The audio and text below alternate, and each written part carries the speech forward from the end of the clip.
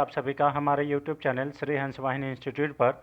आज का तारीख है 25 सितंबर 2023 और इस दिन के करंट अफेयर्स का जितने भी अति महत्वपूर्ण प्रश्न बने हैं उसे हम लोग इस वीडियो में फटाफट डिस्कस करेंगे। आज के लिए हम क्षमा इसलिए चाहते हैं फ्रेंड, क्योंकि हमें बहुत ही हाई फीवर है, 101 102 फीवर है और फिर भी हम आप लोग के लिए सेशन रिकॉर्ड कर रहे हैं। तो आई होप आपको ये थोड़ा बेनिफिट होगा और हमारा सपोर्ट करें। चैनल पर नया है तो चैनल को जरूर सब्सक्राइब करें। ठीक है, आज हम लोग इस वीडियो को थोड़ा सा डिस्क्रिप्टिव नहीं बना के ऑब्जेक्टिव टाइप का बना लेंगे। ठीक है, जल्दी जल्दी पास करने के लिए। ठीक है, तो चलिए पहला क्वेश्चन देख लेते हैं, लेकिन उससे पहले आज का मोटिवेशन देख लेते हैं। क्वेश्चन सभी अच्छे हैं फ्रेंड्स, ठीक है ना। मेहनत की चाबी से ही सफलता का ताला खुलता है, ये हम लोग सभी लोग जानते हैं कि जब मेहनत करेंगे तो ही हम सफल हो पाएंगे। ठीक है, और मेहनत कैसे करना है, दो तरीक़ा से मेहनत हो सकता है, एक स्मार्ट वर्क और एक एक हार्ड वर्क। ठीक है, तो हम लोग को दोनों करना है, हार्ड वर्क भी करना है और स्मार्ट वर्क भी करना है। ठीक है, इसलिए चलिए पहला क्वेश्चन देख लेते हैं। हाल ही में 13वां Indo Pacific armies chief conference किस तारीख से आयोजित किया जाएगा।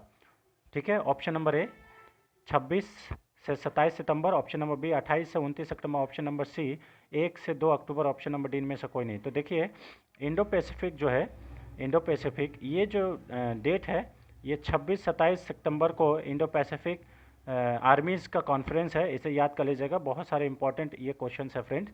ऑप्शन नंबर ए इसका सही आंसर है।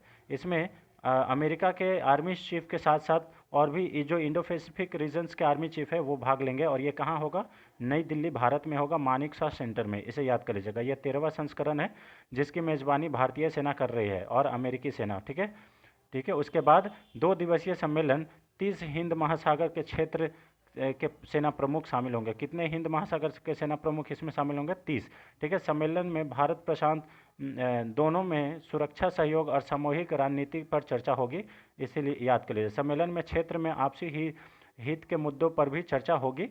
इसमें क्षेत्र में संकट को कम करने में सैन्य कूटनीति की भूमिका पर अहम चर्चा होगी। ठीक है, इसे याद कर लीजिएगा। यहाँ पे देखिए, एक मिनट फ्रेंड्स। ठीक है, इंडो पैसिफिक में दुनिया की 64% आबादी शामिल है। यह सकल घरेलू उत्पाद यानी कि 63% का योगदान देता है। 63% जीडीपी का योगदान देता है पूरे विश्व में, जिसमें विश्व व्यापार द्वारा 46%, 46% शामिल है। इसे याद करें। ठीक है, ये इंग्लिश वर्जन। ठीक है, आप लोग देख रहे होंगे फ़ॉन्ट भी हम लोग ये नहीं किए हैं क्योंकि बहुत ज़्यादा तबीयत ख़राब है फ्रेंड्स, हम दवाई खा के आपके सामने ये वीडियो बना रहे हैं। ठीक है, क्वेश्चन नंबर 2 पे आते हैं। हाल ही में 20 सितंबर 2023 को ग्लोबल स्किल समिट का 14वां संस्करण कहाँ शुरू किया गया है। Option number A New Delhi, option number B Indore, option number B Jabalpur, option number C Indore, option number D Varanasi. तो ये जो है skill on global skill summit जो है ये नई दिल्ली में आयोजित किया गया। ऑप्शन नंबर ए इसका सही आंसर है, इसे याद कर लीजिएगा। ठीक है, अब देखिए वैश्विक कौशल शिखर सम्मेलन 14वां संस्करण था और ये 20 सितंबर 2023 को नई दिल्ली में इसका शुरुआत हुआ। ये 2 दिवसीय शिखर सम्मेलन है जिसका उद्देश्य भारत में उच्च गुणवत्ता वाले उद्योग के नेतृत्व वाले कौशल पारिस्थितिकी तंत्र के एक रोड मैप बनाने पर ध्यान केंद्रित करना। ठीक है, एक रोड मैप बनेगा कि किस प्रकार से हम अपने भारत में स्किल्स को बढ़ावा दे सकेंगे। ठीक है, तो ये एक इम्पॉर्टेंट स्टेप है। शिखर सम्मेलन का विषय था कौशल निर्माण, युवाओं को सशक्त बनाना और भविष्य बनाना। इसे याद कर लीजिए। ठीक है, शिखर सम्मेलन में भारत के युवाओं को उद्योग के लिए कुशल बनाने के तरीका और इस पे ऊपर चर्चा हुई थी, यानी कि इंडस्ट्री में ये लोग कैसे काम करेंगे उसके ऊपर इसमें बात किया गया था। ठीक है, चलिए अभी नेक्स्ट इसमें क्या है, कौशल विकास और उद्यमिता मंत्रालय के सचिव जो है ये अतुल कुमार तिवारी ने इस शिखर सम्मेलन को संबोधित किया। ठीक है, ये कौन है, कौशल विकास और उद्यमिता मंत्रालय के सचिव है, सेक्रेटरी है। उन्होंने कहा कि देश का गतिशील कार्यबल स्कूल के तुरंत बाद के अवसरों की तलाश करता है, ये मतलब स्कूल खत्म होने के बाद ही। ठीक है ना, ये इंग्लिश वाला वर्जन है। क्वेश्चन नंबर 3 पे आते हैं फ्रेंड्स। हाल ही में एडीबी ने फाइनेंशियल ईयर 2023 के लिए भारत का जीडीपी अनुमान कितना लगाया है, पहले घटा दिया, मतलब जितना पहले किया था उससे अभी घटा दिया है। तो option number A 6.3, option number B 7.1, option number C 8.5, option number D इनमें से कोई नहीं। तो देखिए एडीपी एशियन डेवलपमेंट बैंक के द्वारा भारत का जो जीडीपी ग्रोथ रेट है 2023 के लिए वो अभी घटा के 6.3 कर दिया है। पहले इसका अनुमान जो है 6.4 किया था, है ना, इसीलिए अभी 1.1% इसे घटा दिया है। ठीक है। और आपको अभी भी मालूम होगा कि फिच के द्वारा हम लोग प्रीवियस वीडियो में बात किए थे कि फिच भी जो इंडिया का ग्रोथ रेट है उसको लोअर कर दिया है, ठीक है। और उसमें भी सेम रेट था 6.3। इसे याद, निर्यात में कमी और कृषि उत्पाद पर अनियमित वर्षा, यानी कि जो अनियमित वर्षा हुआ है उसका प्रभाव से ये जो है जीडीपी कम हुआ है, इसे याद कर लीजिएगा, ठीक है। और उसके बाद वित्तीय वर्ष 2024-25 के लिए जो सकल घरेलू उत्पाद यानी कि जीडीपी है वो 2025-24 के लिए 6.7 रखने का ये घोषणा किया है एडीबी के द्वारा, इसे भी याद कर लीजिएगा एडीबी, ठीक है। एडीबी ने अपना मुद्रास्फीति अनुमान अप्रैल में अनुमानित 5% से बढ़ाकर 5.5 कर दिया था, ठीक है। एशियाई विकास आउटलुक सितंबर 2023 के अनुसार भारत की वृद्धि का मजबूत घरेलू उत्पाद और सरकारी पंजीकरण व्यय सहित निवेश में गति मिलेगी। चालू वित्त वर्ष में भारत की जीडीपी 7.8% की दर से बढ़ी हो, मतलब बढ़ी गई, इसे याद कर लीजिएगा, बढ़ी है। जो अभी चालू वित्त वर्ष है ना, फाइनेंशियल ईयर, वो, ठीक है। चलिए, एडीबी ने इस वर्ष के लिए विकासशील एशिया के लिए आर्थिक वृद्धि का अनुमान भी घटाकर 4.7 कर दिया है। बाकी आप लोग यहाँ पे पढ़ सकते हैं, ठीक है। चलिए, ये इंग्लिश वाला वर्जन है, इसे याद कर। क्वेश्चन नंबर 4 पे आते हैं फ्रेंड्स, थोड़ा जल्दी जल्दी इसको कंप्लीट कर लेंगे। सरकार अब कितनी श्रेणियों के तहत वैज्ञानिक को राष्ट्रीय विज्ञान पुरस्कार से सम्मानित करेगी? तो कितनी श्रेणी यानी कि कितनी कैटेगरी, तो ये कैटेगरी जो है 4 कैटेगरी में भारत सरकार के द्वारा राष्ट्रीय विज्ञान पुरस्कार दिया जाएगा। ऑप्शन नंबर बी इसका सही आंसर है, ठीक है। ये 4 गो पुरस्कार को, 4 श्रेणी कौन कौन सा है? तो विज्ञान पुरस्कार में राष्ट्रीय विज्ञान पुरस्कार के रूप में बदलने की निर्णय लिया गया है। उसके बाद ये 4 श्रेणियाँ इन प्रकार से है। पहले विज्ञान रत्न, फिर विज्ञान श्री, फिर विज्ञान युवा शांति, शांति स्वरूप भटनागर अवार्ड और विज्ञान टीम। ये इस प्रकार से 4 श्रेणी है। पहले विज्ञान रत्न, जैसे भारत रत्न होता है वैसे विज्ञान रत्न, उसके बाद भारत जो पद्म श्री होता है वैसे ही विज्ञान श्री, विज्ञान, और उसके बाद विज्ञान युवा शांति भटनागर शांति स्वरूप भटनागर अवार्ड जो है ये भी बहुत इंपॉर्टेंट है। और एक है कैटेगरी नंबर 4 विज्ञान टीम। युवा वैज्ञानिकों के लिए सर्वोच्च सम्मान जो है ये शांति स्वरूप भटनागर अवार्ड है, ये बरकरार रहेगा, ऐसे ही रहेगा।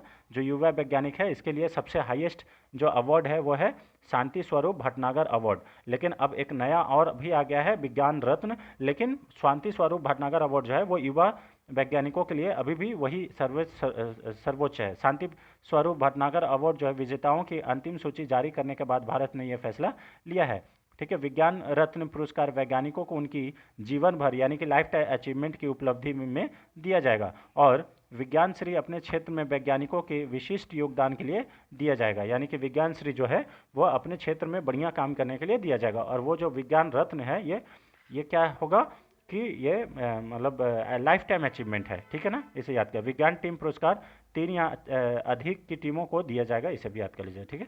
इसमें बहुत ज़्यादा इंपॉर्टेंट है, ठीक है।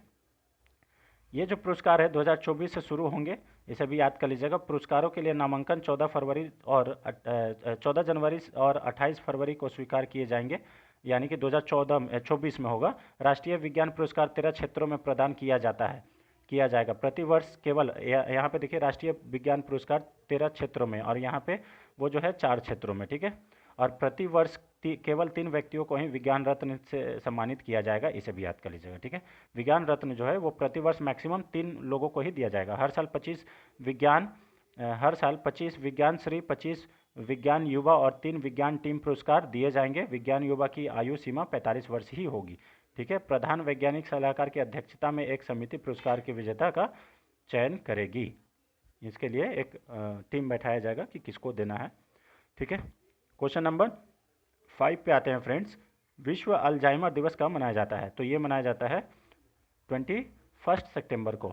ऑप्शन नंबर ए इसका सही आंसर है, ठीक है। विश्व अल्जाइमर दिवस 21 सितंबर को मनाया जाता है। विश्व अल्जाइमर दिवस प्रत्येक वर्ष 21 सितंबर को मनाया जाता है। वर्ष के विश्व अल्जाइमर दिवस की थीम जो है ये कभी भी जल्दी नहीं, कभी भी बहुत देर नहीं, इसे याद कर लीजिएगा। ये थीम है, कभी भी जल्दी नहीं, कभी बहुत देर नहीं, ठीक है, इसे याद कर लीजिएगा। अल्जाइमर एक न्यूरोडीजेनरेटिक बीमारी है जो कि मनोभ्रंश की ओर ले जाती है, यानी कि मतलब डिप्रेशन से भी हो सकता है, ठीक है। ये मतलब दिमाग की बीमारी है, इसे भी याद कर लीजिएगा। जर्मन मनोचिकित्सक और विज्ञानी एलिस अल्जाइमर ने 1906 में पहली बार इसकी जो वर्णन किया था। ठीक है, इसके लक्षण है याददाश्त संबंधी कठिनाइयाँ, यानी कि याददाश्त चले जाना, मूड बदल जाना, ठीक है, और भटकाव यानी कि भटक जाना। ठीक है, यह आनुवांशिक रूप से विरासत से मिला हो सकता है, मतलब यानी कि यह जेनेटिक प्रकार से भी मिल सकता है, और हाई ब्लड प्रेशर से भी इस प्रकार का हो सकता है। अवसाद यानी कि डिप्रेशन से भी हो सकता है, या फिर किसी को दिमाग में चोट लग गया उससे भी ये बीमारी हो सकता है। ठीक है, चलिए उसके बाद देखिए क्वेश्चन नंबर 6 पे आते हैं। वेनेडियम की खोज कहाँ हुई है? तो ये हुई है गुजरात की ऑफ कोस्ट शोर में, इसे भी याद कर लीजिएगा। ऑप्शन नंबर ए इसका सही आंसर है, वेनेडियम मिला है गुजरात में। ठीक है, गुजरात देखिए वेनेडियम की खोज गुजरात में, इसकी खोज भारतीय वैज्ञानिक सर्वेक्षण के द्वारा जीएसआई द्वारा किया गया है, इसे भी याद कर लीजिएगा। नमूने भावनगर जिले में अलंग शहर के पास खंभात की खाड़ी में एकत्र किए गए हैं। वेनेडियम एक दुर्लभ तत्व है। ठीक है, मैग्नेटाइट इसका प्राथमिक स्रोत है। विश्व का 88% वेनेडियम इसी से निकाला जाता है, इसे भी याद कर लीजिएगा। ठीक है, इसे शुद्ध रूप से ना होने से इसका निष्कारण महंगा हो जाता है, इसे याद कर लीजिएगा। इसका उपयोग कच्चे माल के रूप में उपयोग होता है, और रक्षा क्षेत्र में भी इसका उपयोग होता है, यानी कि डिफेंस में भी इसका बहुत ज़्यादा योगदान होगा, इसे भी याद कर लीजिएगा। फरवरी 2023 में रियासी तेलों से सलाल हैमाना क्षेत्र में लिथियम के भंडार की खोज की गई थी। राजस्थान के डेगाना में भी लिथियम का भंडार मिला था, इसे याद कर लीजिएगा। ठीक है, इंपॉर्टेंट है। क्वेश्चन नंबर 7 पे आते हैं।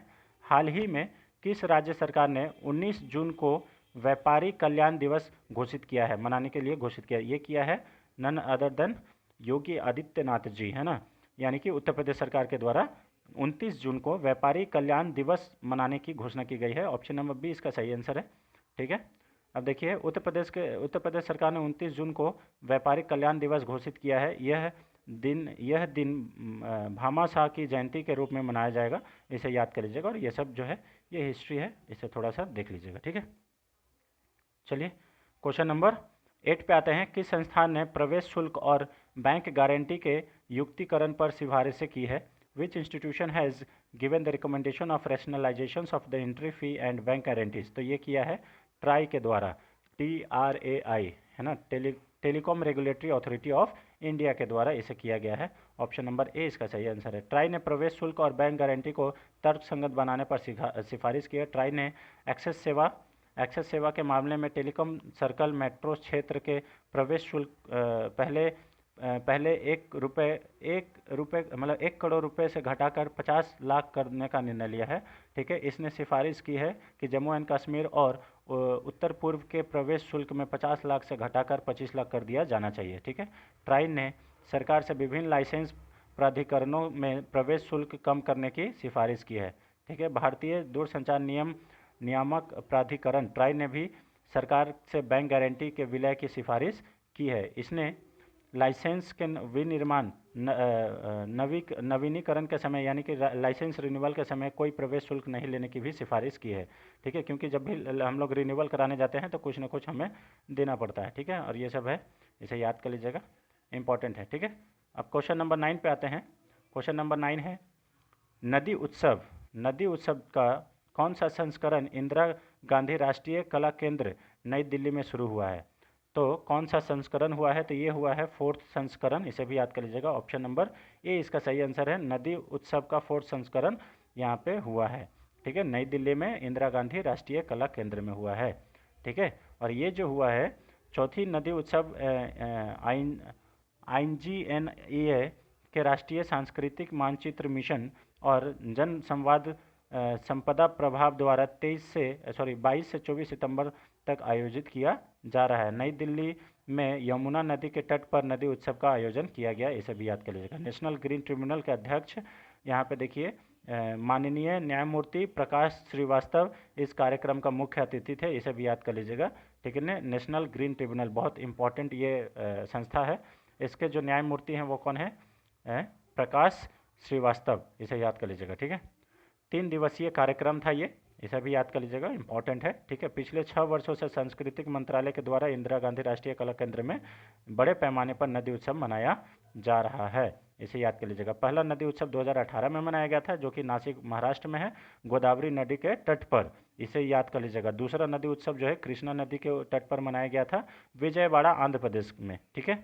और ये पहला डॉक्टर सच्चिदानंद जोशी द्वारा लोगों को उनकी पारिस्थितिकी और पर्यावरण के बारे में जागरूकता पैदा करने और संवेदनशील बनाने के लिए शुरू की गई है। ठीक है। आई होप आपको वीडियो अच्छा लग रहा होगा। ठीक है। क्वेश्चन नंबर 10 पे आते हैं। हाल ही में किस संस्थान ने बिफुल यानी कि यहाँ पे देखिए डिफ़ॉल्ट, यहाँ पे बाय डिफ़ॉल्ट जो है विलफुल डिफ़ॉल्टर यानी कि जानबूझ के जो टैक्स नहीं दिया है उसके लिए क्या करेगा, और ये इस प्रकार का कौन ड्राफ्ट तैयार किया है, ड्राफ्ट मैनेजर, ये किया है आरबीआई के द्वारा। ठीक है ना, इसे याद कर लीजिएगा। रिजर्व बैंक ऑफ इंडिया के द्वारा किया गया है, इसे भी याद कर लीजिएगा। इंपॉर्टेंट है ना, कि जो अगर टैक्स नहीं दे रहा है जानबूझ के, उसके ऊपर कार्रवाई की जाएगी। ठीक है। आरबीआई ने जानबूझकर कर्ज ना चुकाने वाले पर बड़े कर्ज ना चुकाने वालों के इलाज का एक ड्राफ्ट मास्टर तैयार किया है, यानी कि इसका ट्रीटमेंट करेगा। मास्टर डायरेक्शन पर 31 अक्टूबर तक टिप्पणियां की आमंत्रित की गई है। आरबीआई ने जानबूझकर कर्ज ना चुकाने वाले के इलाज के लिए यह प्रस्तावित किया है। इन मापदंडों के तहत रुपए के बकाया शेष वाले सभी खाते यानी कि 25 लाख या अधिक से ऋण की जांच बैंकों और अन्य ऋणदाताओं द्वारा की जानी चाहिए, ताकि यह देखा जा सकेगा कि क्या उधारकर्ता जानबूझकर ऋण नहीं दे रहा है। इसे याद मतलब यानी कि बैंक खाता उसका जांच करेगा कि इसका अगर पैसा है और ये नहीं दे रहा है, तो इससे मालूम चल जाएगा कि अगर बैंक में है तो बैंक में है लेकिन वो जानबूझ के पैसा नहीं दे रहा है, इसलिए उसका फिर अकाउंट फ्रीज कर लिया जाएगा। मास्टर डायरेक्शन का मौजूदा जो जानबूझकर चूक नहीं परिभाषा का व्यापक बनता है। ठीक है।